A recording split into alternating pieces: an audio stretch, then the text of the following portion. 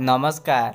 ଆଜି ଆମେ ଜାଣିବା ମାନବ ଜୀବନର ସେହି ଦୁଇଟି ଗୁରୁତ୍ୱପୂର୍ଣ୍ଣ ଶକ୍ତି ବାବଦରେ ଯିଏ ଆମକୁ ଜଣେ ଭଲ ମଣିଷ କିମ୍ବା ଜଣେ ଅସୁର ହେବାରେ ସାହାଯ୍ୟ କରିଥାଏ।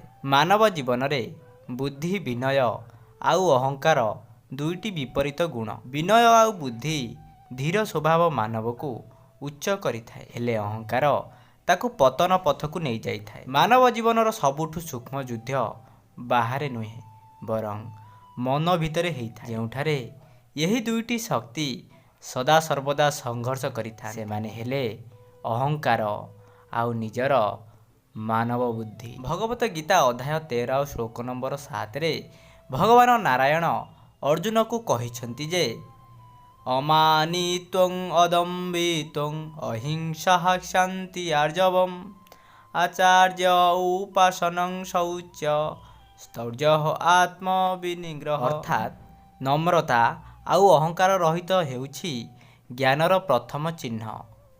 ଏହା ଦେଖାଯାଏ ଯେ ବିନୟ ହେଉଛି ଶ୍ରେଷ୍ଠ ଗୁଣ।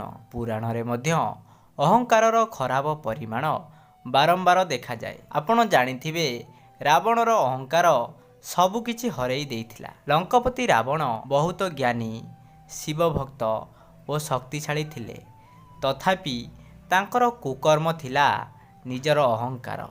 ସେ ଭାବିଥିଲେ, ମୋ ପରି ଆଉ କେହି ନାହାନ୍ତି। ଏହି ଏକ ଭାବନା ତାଙ୍କୁ ଧ୍ୱଂସର ଦିଗକୁ ନେଇଯାଇଥିଲା। ସେ ଶକ୍ତିଶାଳୀ ଓ ଜ୍ଞାନୀ ମଧ୍ୟ ଥିଲେ, କିନ୍ତୁ ତାଙ୍କର ଅହଙ୍କାର ବିନାଶର କାରଣ ହେଲା। ମହାଭାରତ କଥା ଦେଖନ୍ତୁ, ଦୁର୍ଯ୍ୟୋଧନ ମଧ୍ୟ ସତ୍ୟକୁ ଜାଣିଥିଲେ, କିନ୍ତୁ ତାଙ୍କର ଅହଙ୍କାର ତାଙ୍କୁ ଅନ୍ଧ କରିଦେଇଥିଲା। ବାସ୍ତବରେ ଅହଙ୍କାର ମନୁଷ୍ୟକୁ ସତ୍ୟ ଦେଖିବାରୁ ବଞ୍ଚିତ କରେ। କଥାରେ ଅଛି, ବିଦ୍ୟା ଦଦାତି ବିନୟମ୍। ଶିକ୍ଷା କେବଳ ତଥ୍ୟ ନୁହେଁ, ଏହା ମନକୁ ନମ୍ର କରିଥାଏ। ଯଦି କାହାର ପାଠ ମନରେ ଅହଙ୍କାର ଆଣୁଛି, ତାହେଲେ ସେ ବିଦ୍ୟା ସତ୍ୟ ନୁହେଁ। ବିନୟ ହେଉଛି ବିଦ୍ୟାର ସତ୍ୟ ପରୀକ୍ଷା। ହରେ କୃଷ୍ଣ।